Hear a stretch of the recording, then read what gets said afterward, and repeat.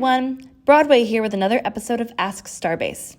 On today's episode, General Grievous wants to know, how do tsunamis form? That's a great question. Let's find out the answer.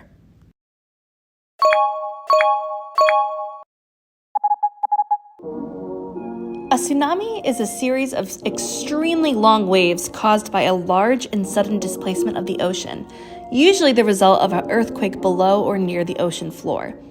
This force creates waves that radiate outwards in all directions away from their source, sometimes crossing entire ocean basins. Unlike wind-driven waves, which only travel through the topmost layer of the ocean, tsunamis actually move through the entire water column from the ocean floor to the ocean surface.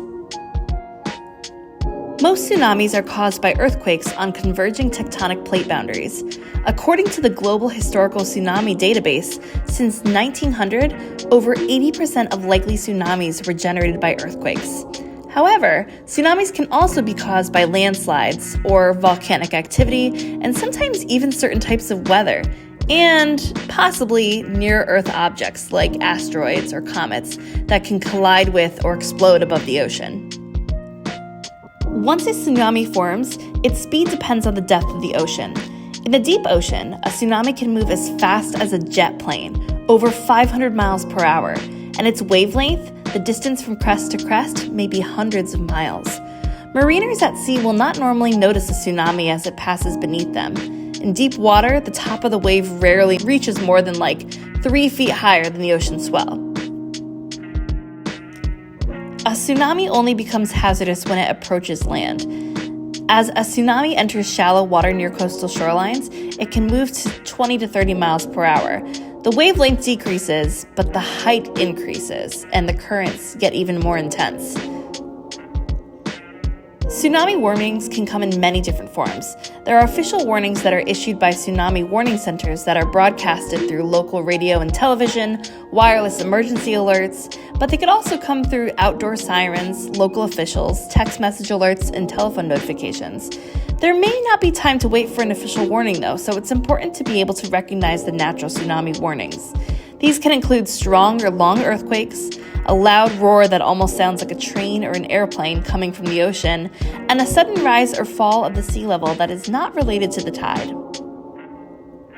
When they strike land, most tsunamis are less than 10 feet high, but in extreme cases, they can exceed 100 feet near their source.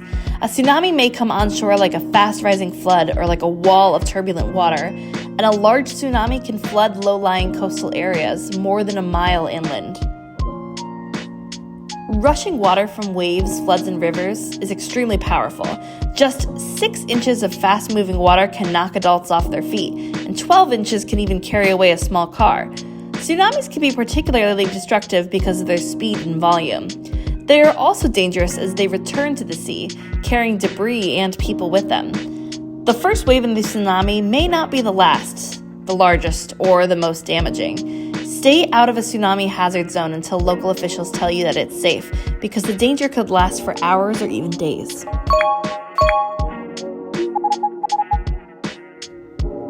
Well, General Grievous, I hope that your question was answered on how tsunamis form. That's it for today's episode of Ask Starbase. If you have another STEM question that you'd like to ask, please send it to ask@starbasect.com or go to our website, www.starbase-ct.com, and ask it there. Have a wonderful day.